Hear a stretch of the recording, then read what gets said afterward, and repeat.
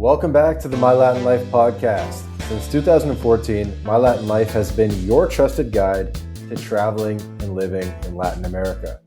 Our guest today is Joey Langenbrunner from Nomad Layer. Nomad Layer is an interesting new tax residency option that works with Prospera, the special economic zone, whatever you want to call it, in Honduras. We're going to get into that in this episode. We welcome Joey to the podcast. How's it going, man? Vance, it's absolutely a pleasure. I think this might be my second or third time on this podcast, and every single time it's an absolutely honor. And super excited for that. You're making me blush. Cool. So I think it's got to be at least your third visit. I think first time we're talking about Liberland and just kind of bouncing around. The second time we talked about the Philippines FIV investor program, and then today we're talking about Nomad Layer, which is kind of your new startup. I think it's really innovative and interesting. And so let's kind of take it from the top. What is Nomad Layer? Yeah, so Nomad Layer is the first remote tax residency program designed for the modern nomad. So essentially, we understand that digital nomads, like a digital nomad myself, and even for you, we like doing things completely remote. And, we have let's say these legacy systems and jurisdictions and governments where you actually have to fly there in person, wait in government lines, get stamps and all these kind of things. And the cool thing about Nomad Layer and working through Prospera, which is this ZA, this special economic zone on the island of Roatán off the coast of Honduras, is that you can get your tax residency certificate completely remote. So essentially what I created was the first tax residency as a service program. And for people who are unfamiliar with Prospera, could you give us just a quick high-level overview of what Prospera is? Yeah, so Prospera, it started a few years ago. Essentially what the Honduran government did is that they basically started this program called the ZA program, and it's essentially where private companies can come in and create special economic zones in the country. It's essentially, for all intents and purposes, kind of like a jobs program for local Hondurans and to encourage outside investment, right? So basically, these private companies came in, they started up like these ZAs, and they were creating their own laws, low taxes, kind of experimenting with different versions of how things could be in the special economic zone. There's rules and regulations on these zones, like for example, like they have to hire 90% Hondurans, 10% outsiders, because you have to worry about kind of like the backlash of the local community and stuff like that. So when Prospera came in, they started to invest on the island of Roatán, which is beautiful, man. Like it has like some of the best snorkeling. Like they're hiring like all these Hondurans on the island, and they're paying them kind of like the highest wage that they've ever seen on the island. So like when it comes to how it impacts the local community, it's been extremely promising. So I've been down there a few times now. They got direct flights from like Miami and Dallas and Toronto and stuff like that. Like when you actually kind of go down there, they're like still in the process of building and stuff like that. But they I think about maybe a year ago, they finished their first like luxury tower. They got a whole like resort there. They got golf courses. They got private villas that you can kind of buy. They got restaurants. They got coffee shops. So they kind of got like their own ecosystem there. And like when you go down there, it's just a bunch of like local like Hondurans. So you kind of get like the local vibe. And they got like tons of like expat, like digital nomad entrepreneurs that are like cool, to kind of hang out. They're always doing activities there. So it's honestly like a pretty sweet place to go to. What they're probably known for is like a lot of like longevity stuff that is going on there, a lot of like crypto stuff, banking, finance, and it's just kind of like it's a refreshing vibe in Latin America because it's extremely safe and it's extremely free.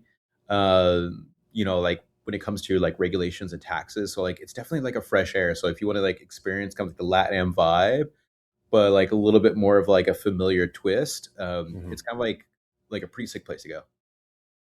Yeah, absolutely. As you know, I'm super interested in the free cities movement and special economic zones and sort of rethinking the nation state and what's going to come after that. So Prospera is super cool. And, you know, maybe we should also mention at the top of the episode, what is tax residency? I know you're not a lawyer or accountant, whatever, but why is that important to digital nomads, or who is your target market, and why is a tax residency product important to them? Yeah, so that's a great question because a lot of people get confused with a typical residency, and then what's the difference between a residency and a Mm-hmm. tax residency? So the difference between a residency is that you might have a bunch of various residencies. Like you might have Mexico as a residency, you might have Paraguay as a residency, you might have the UAE as a residency, you might have a visa, and all these things. And so you might have multiple residencies, but where do you actually pay taxes? Like where is you as a digital nomad? So like if you're a digital nomad from the UK or Sweden or Canada, if you're from the US, your tax residency is always in the US. So sorry, you can't really change that.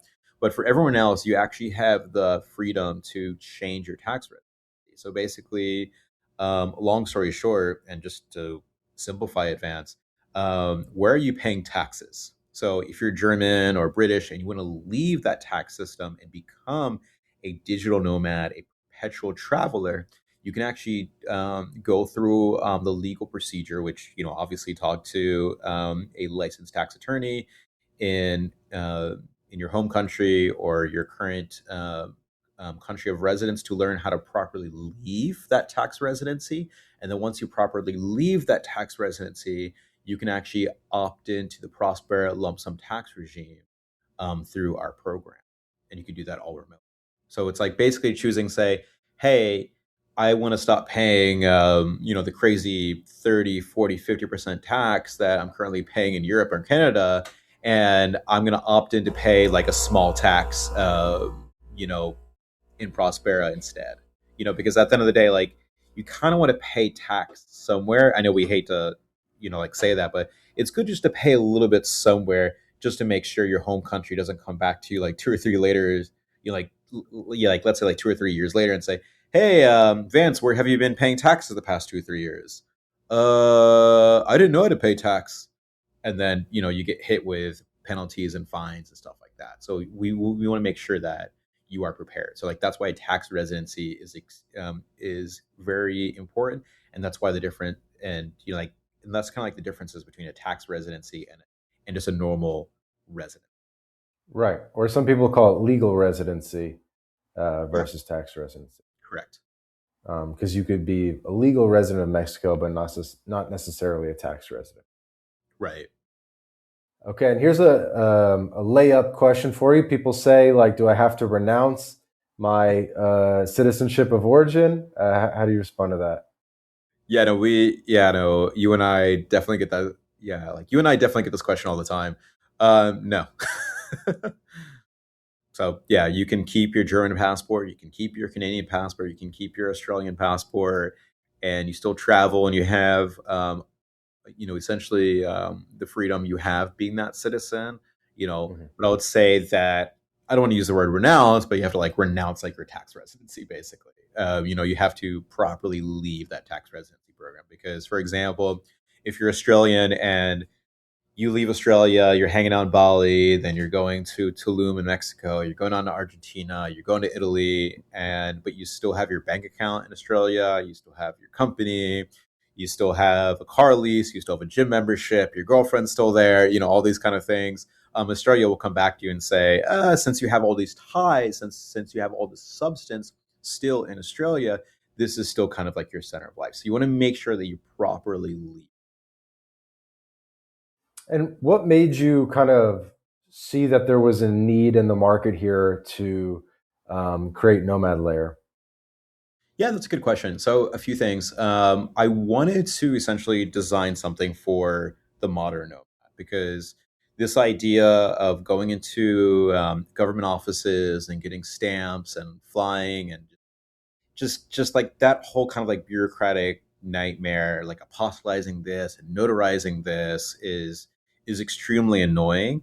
And so when it comes from like a client acquisition, standpoint, even like if I can sit in my villa in Bali and be like, oh, I I need a tax residency somewhere instead of like flying all the way to Paraguay or setting up like my residency in Panama or flying all the way to the UAE, to set everything up. It's like I can just order it, like from my couch, you know, and you can pay like in Bitcoin, right? So it's just extremely easy to do, extremely streamlined. And then the only thing you really have to do is like once you get accepted into the program, Vance, is that you have to come to Prospera for like only 7 days, but you got like 12 months to do that. Like come hang out, come snorkel, come, like do some networking. So on the ground movement, like there's still some because you want that substance, but you don't have to like go there right away. You can kind of plan it in your own way. So it's extremely flexible from that. Okay. So I'll hit you with some of the common questions that I'm sure you get all the time. Hope it doesn't seem like I'm grilling you. I mean, you should be pretty practiced at this point. So this should be, softball questions. So my understanding is you're going to get a legal tax residency certificate, right? Correct. So that's going to be signed and stamped by the Honduran government. So it will be issued by the Prospera government, but it's essentially legally a Honduran tax residency certificate.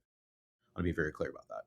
Okay, yeah, because that's, I think, one of the big question marks that people would have about this. Is it only kind of is it really from Honduras, which is obviously, like a UN nation, or is it just kind of from Prospera, which is like a special economic zone? Because if you have a tax residency certificate from a special economic zone, but it's not really recognized by the government, maybe that doesn't work.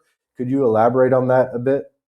Yeah, so this isn't actually anything new. So, like for example, Switzerland is a very interesting case where you can actually get tax residency, like certificates from I forget what it's called. Like each The cantons. yeah, like each canton, like in each canton can actually issue its own like tax residency certificate. And I mean, for all intents and purposes, like that's basically like a Swiss tax residency certificate. So from that point of view, this is essentially a Honduran. So it can be a little confusing at first, and I do get this question a lot. But for legal purposes, it is a Honduran tax resident certificate signed and. Are there other special economic zones or ZETIs that, have a precedent of doing this? Like can I don't know, a special economic zone in Dubai or somewhere else, have they done this before? Or is this kind of like unique where you're having a ZETI sort of issue the tax residency certificate? To my knowledge, in the way that this is set up and how it's structured, I do not know of another program that does that. And to even add on top, because when it comes to tax residency, like if your home country challenges it, we want to make sure that there's like substance, right? Mm-hmm. So like again, like if you leave Australia, if you leave the UK, if you leave Canada, but like your bank account's still there, your lease is still there, that might create issues for you. So what we did in partnership with Prospera is that essentially when you order the tax residency certificate, we'll give you a residency permit in Prospera, not Honduras, in Prospera. Okay, so you have a residency permit there. Mm-hmm. We'll also give you a Prospera company. We'll give you access to bank accounts, and we'll also get you personal liability insurance. So when you do come for your annual 7 days, if God forbid you get into an accident, Vance, when you come, you'll be completely covered. And then we're also going to get you a proof of address as well. So and like the tax is just 5,000. So instead of paying fees for all this kind of stuff, you can essentially just pay the $5,000 tax, and then we work for your tax dollars. Essentially, it's like you're getting something for you. It's not like you're paying your taxes, and then if you want anything else, you're paying like a little extra on top. So depending on the proof of address, there might be like a different cost. Because like there's various ways that you can do proof of address. We're working with various virtual mailbox providers down there, as well as when you actually land, you can get a bank account at Banco Atlantica. And if you tell them, hey, I'm a resident in Prospera, you can kind of give them whatever address you want. And you could also go down there and get a mobile, cell phone plan, and you can put whatever address you want there as a form of utility bill. So the proof of address might be a little bit more cost, but everything else is kind of like included for that tax. So then you could take that tax and to your home country say, hey, I paid $5,000 in tax. This is Uh-huh. not 0%. You know, Right. like leave me alone. Like I paid some tax because like a lot of countries are starting to crack down on 0%. Places, especially Spain and Sweden and Hmm. Canada and Australia. Some countries like the UK and Germany, it might be a little bit, like it is a bit easier to leave those tax residencies and just go to the 0% place. So like depending on your country, like you really want to go there and pay tax somewhere because especially in Sweden, for like 3 years they'll follow you, and if you're not paying tax anywhere, then you're going to pay the high tax in Sweden. So it's Mm. like a Dubai is not even going to work. So, and just the way that like our world is going, Vance, because like I wanted to future proof this, is that paying a little bit tax is like better than just like paying no tax. Like these days, Yeah, because more I would agree countries with that.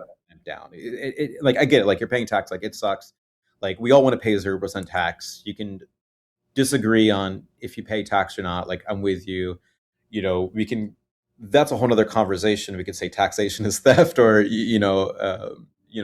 whatever. But these days, like countries are, especially in the West, man, like these countries are getting broke. So it's like just pay a little bit. It's like like they just leave you alone.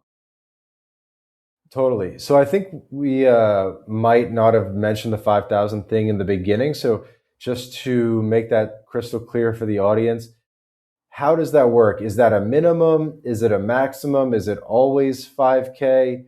I was looking at San Marino. I made a video about San Marino today, and it's like 10K minimum, 100K maximum, but you could kind of be somewhere in the middle. With this, it sounds like it's always 5K, but yeah, please just clarify. Yeah, sure. That's a great question.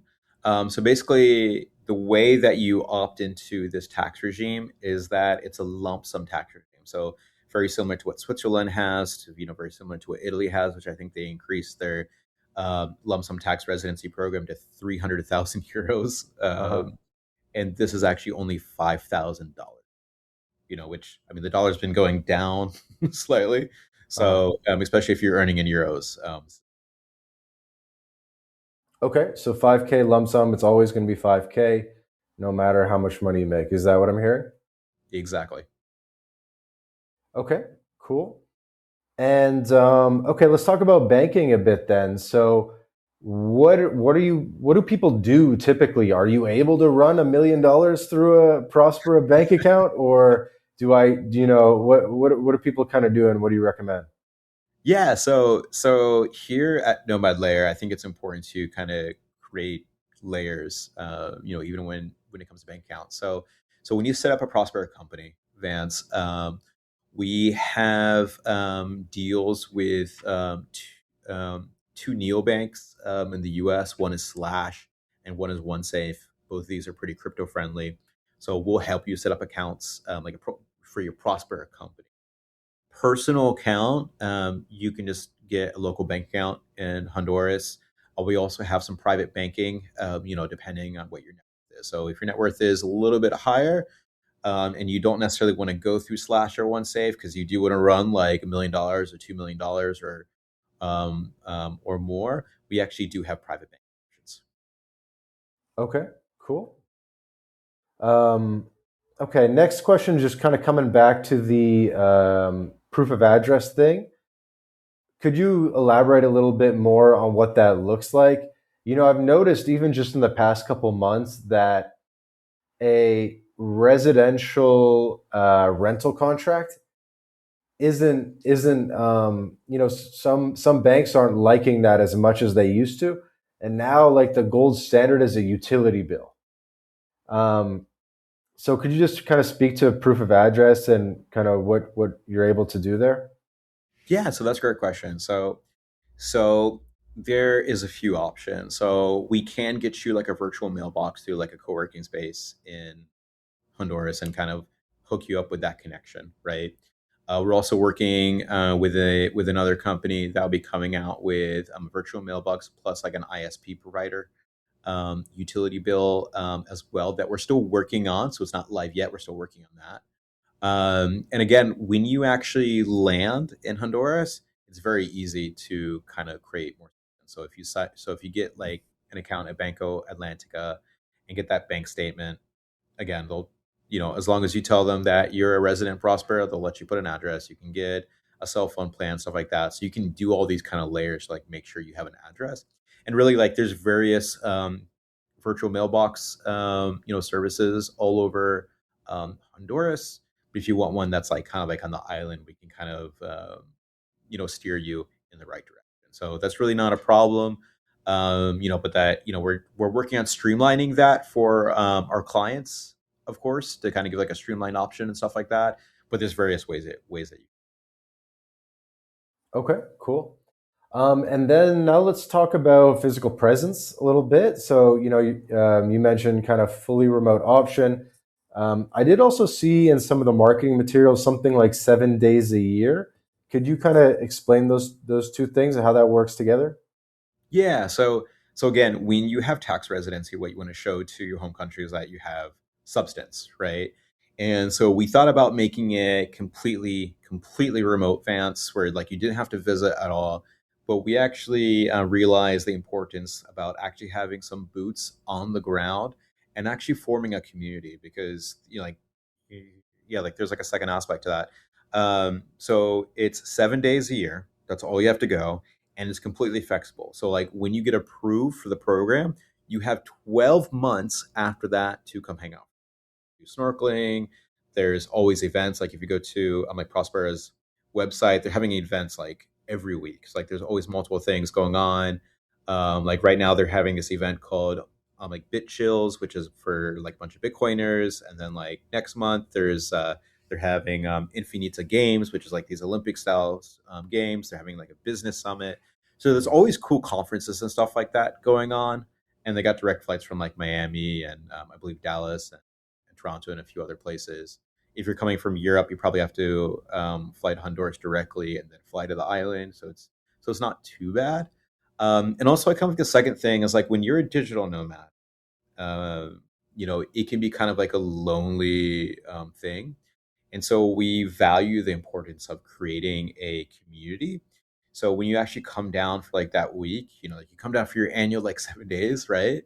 You're going there, you're creating a community, and we want to kind of build that up as a service as well, where like we're building like a community of like digital nomads in Prospera that are in this particular program. So we can kind of like network with each other, like work with each other, and so like you're not like too. So that's why we wanted to give that presence, but it's completely flexible and like just like, hey, come do it. Like you got 12 months. Okay. And those 7 days, is it a Honduras thing or is it a Prospera thing? Like, if I go to mainland Honduras, does that count? Just playing devil's advocate here. Yeah. So probably want to come to Prospera and kind of like at least like check in and say hi. Um, right. Is there a like come hang welcome out. desk? You know, but of course, you're more than welcome to kind of explore, the island and the mainland. Like the island of Roatán it really has like some amazing snorkeling. Like there's like some great spots. Of course, like the mainland has like amazing and awesome things to do. Like I mean, like Honduras isn't like a small country. Like it's decently sized. It's much bigger than you know El Salvador, which has been like a big like hotspot like for digital nomads. Uh-huh. And I would say like Honduras in general, like it has been getting like a bit more safe. I actually have some family who live down there, and like you still have to like do your proper due diligence and being careful. Like I'm sure your listeners know that on the island of Roatan, it's extremely safe. It's definitely safer than like any major city in the U.S. for sure. But Okay. obviously, if you go to the mainland, I mean, you want to do your proper due diligence of being safe, but like it's really not too bad. Just use your common sense. Okay, cool. So 7 days a year, physical presence. I guess the next thing people might be asking about is Honduras residency. Sounds like you don't need to be a legal resident of Honduras to do this, but like it's seems to be encouraged. And You can kind of do both. Could you kind of speak to that? Yeah, sure. So again, if you want to, let's say, really increase your substance, you can always get a Honduran residency, permit. You know, Vans can definitely help you out with that, and you can, and actually, to only keep this residency active is that you only have to come there like once a year.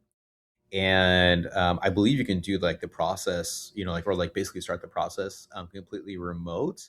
And from my understanding, Vance, I'm still trying to figure out if this is true or not. But like, depending on your nationality, after like 3 to 5 years, you could potentially get like citizenship in Honduras. I haven't seen any provable case yet. All the lawyers I talked to say yes, it's possible, but so I don't want to promise anything like that.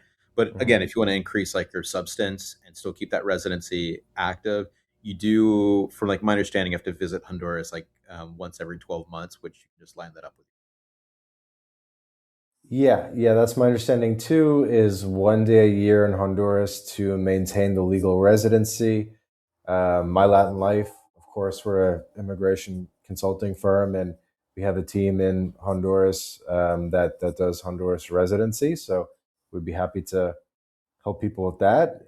Hope you don't mind the plug, the mutual I plug you plugging on first, this bro. episode today. Um, but I'll tell you, one interesting thing is that Honduras, you don't need a birth certificate to apply for residency. So all you need is a police check, passport, and then proof of income, which can be done a couple different ways. But one of the few countries that you don't need an apostille birth certificate for, which makes things a little bit easier.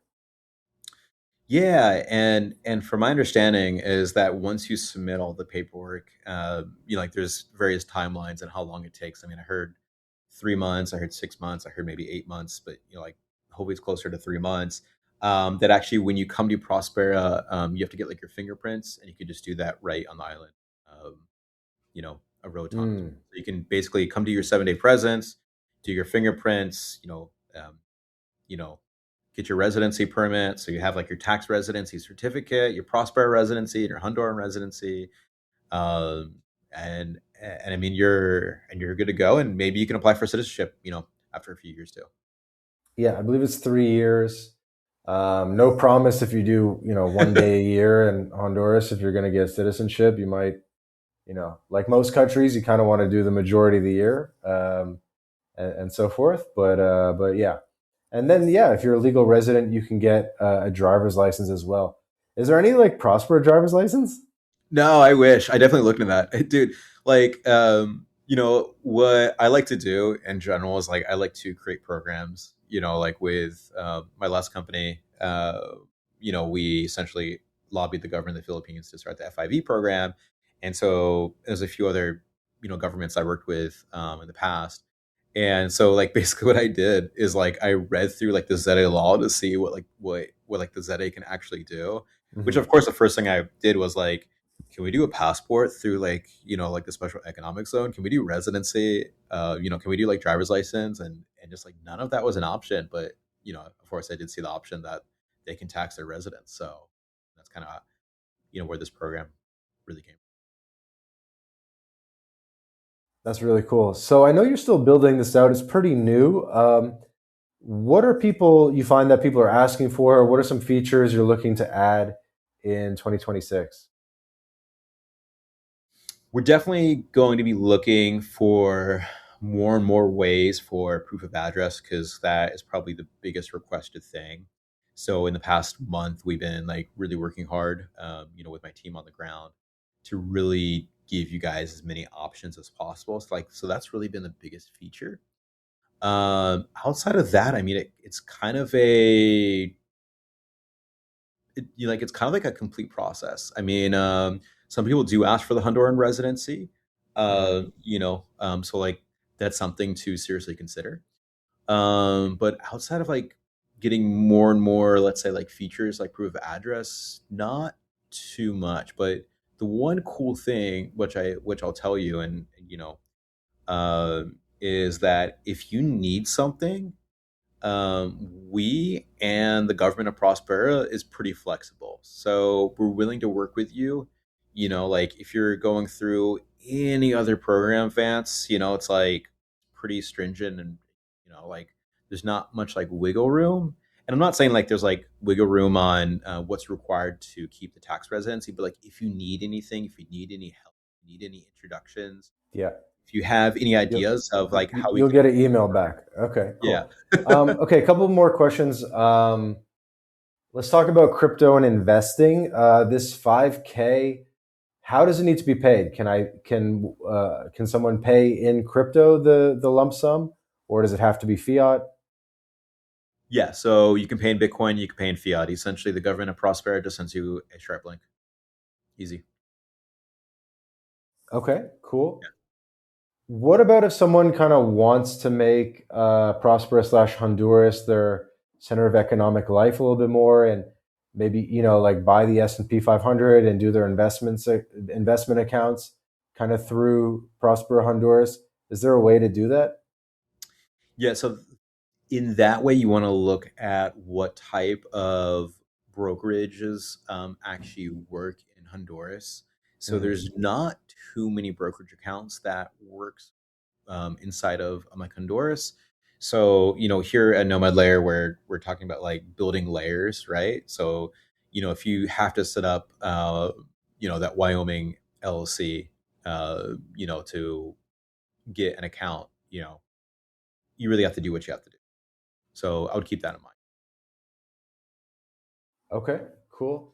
Um, okay, another one might be families. If it's the 5K lump sum, is that per family, or like if I have a spouse and I want her to have tax residency too, does she have to pay another 5K? How does that work? Yeah, so this would be $5,000 per person, and we get a lot of questions about like, well, what about our kids? And my question, back to them is that are your kids making $60,000 a year? Probably not. So I don't like there's no reason why they would have to get a tax residency certificate if they're not like of working age. So I wouldn't worry. So do you need to be 18 plus to get a tax residency certificate? There's no age requirement. We do have a client who is actually 14, and he makes a few mil a year, and he's in the process of leaving the UK and switching over to us. He's 14.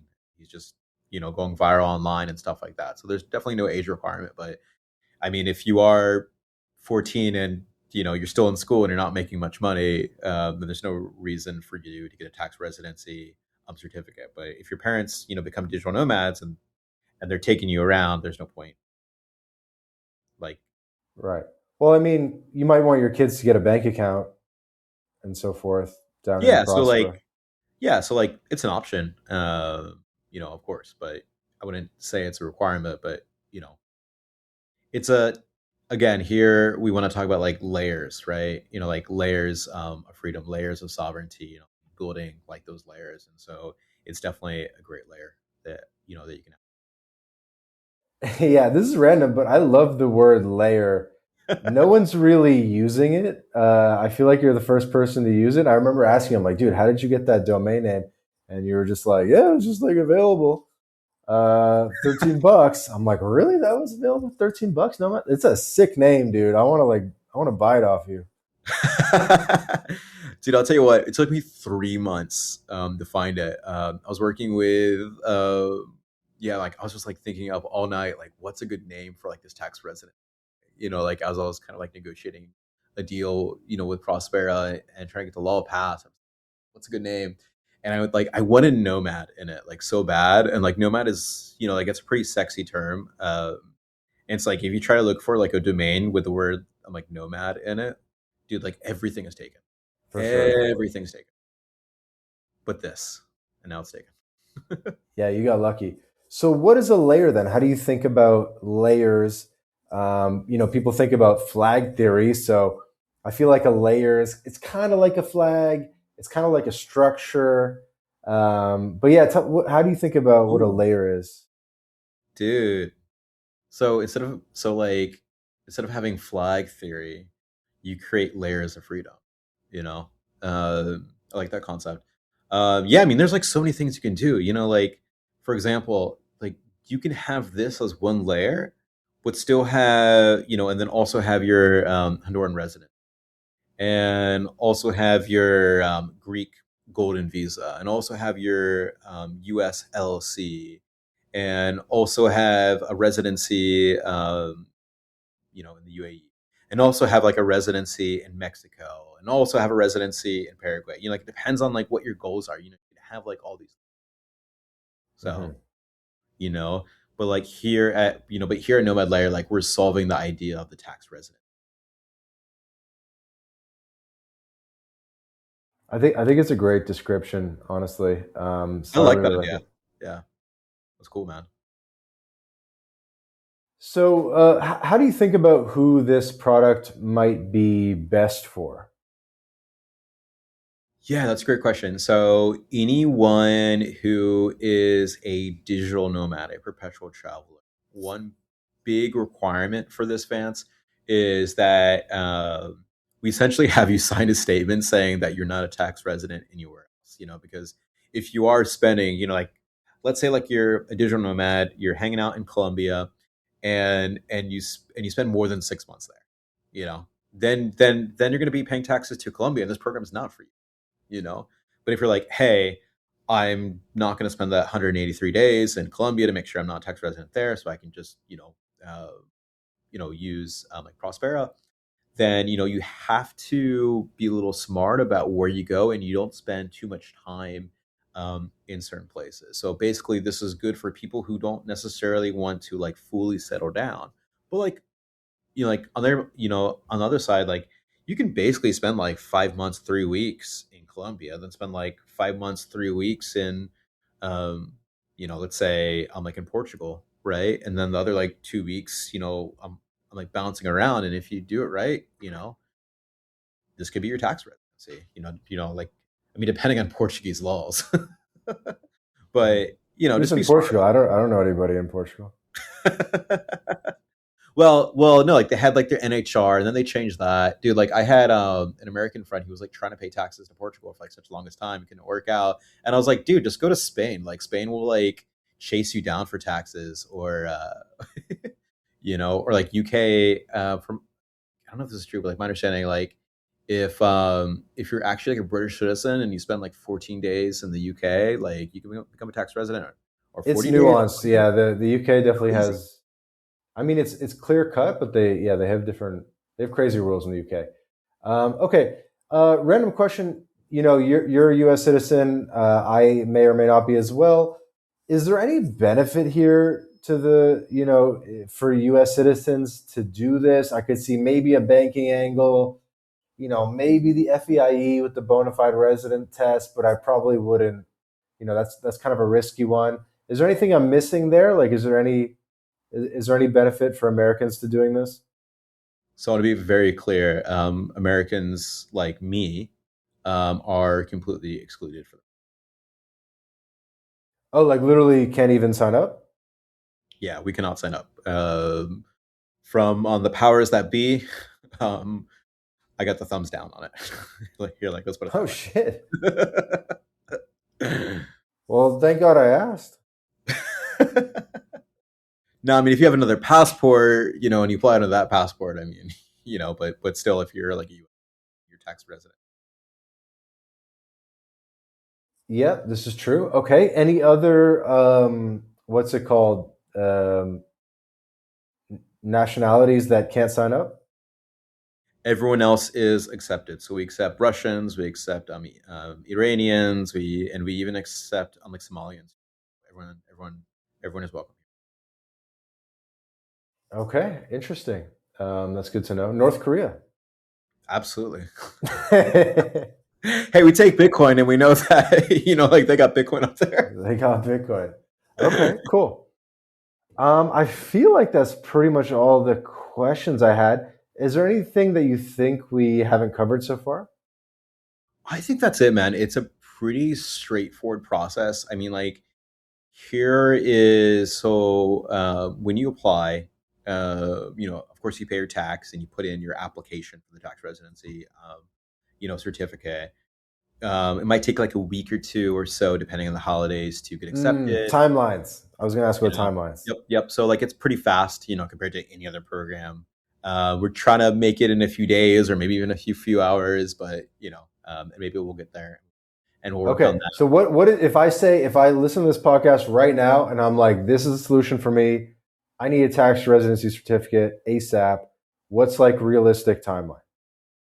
I would say about 2 weeks to be approved to get your tax resident certificate, and maybe even sooner.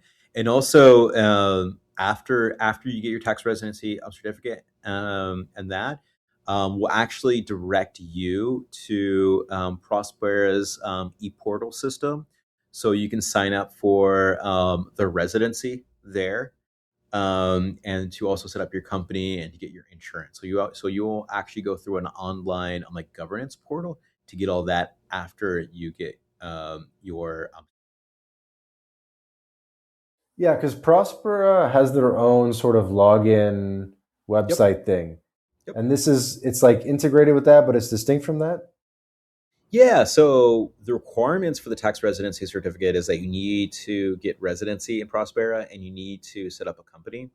And so after you essentially pay the tax, then we'll basically direct you to their e-portal system, and you just go through it. The way I'll describe it is just like it's like almost the same process if you're signing up for like a Coinbase account or like any kind of online banking thing. Like it's basic KYC. You're putting in you are putting your information there, but it's just all done through like an e-portal system. So it's pretty easy. Like how many governments have just like an e-portal system? I like it. That definitely makes sense. 2 weeks is good, man. Can't beat that. That's pretty fast. We'll try to beat it. That's pretty good. Okay, cool.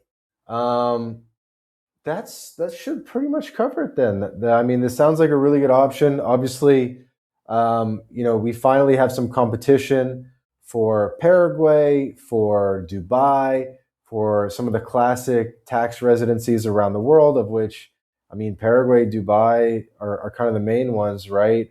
Antigua, maybe. That was my inspiration for this, actually. Which one? Antigua, because Antigua has like a lump sum program where you pay 20,000 and you wait there for a month. And you wait there. Uh-huh. So this one is literally that divided by. And I can't imagine Antigua actually works that well. Like I imagine the banking is quite clunky there and so forth. I don't know. I don't want to speak badly about Antigua. I mean, obviously, have a lot of friends that do the CBI there and so forth. But this sounds like it's much more sort of aimed towards the Silicon Valley crowd, younger people who are kind of like able to move fast, and this seems kind of better in a lot of ways. What would be kind of the pros and cons? I think the first thing, man, is just like how convenient it is. Dude, like I could be sitting on my couch and just like order a tax residency certificate. There's no Hilarious. place you can do that. So yeah, dude, it's legendary. I think this is an amazing thing. I think this is incredibly innovative. You should be at Davos right now. I mean, I was invited. I was invited because I'm still, working with like the Liberland team and stuff like that. Kind of for fun. So I was invited by them, but I'm busy, building Nomad Layer. Nice. I forget Davos. I think I'm going to add Honduras residency to my portfolio this year. You should. So yeah, man, let's get down there. I want to, maybe get my scuba diving certificate and so forth. Do a little visit. Be good.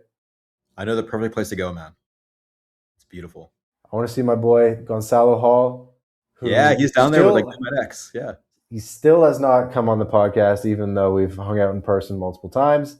I gotta try to get him for you. Put in a good word. All right. So we'll leave it off there. Final message for the audience, Joey.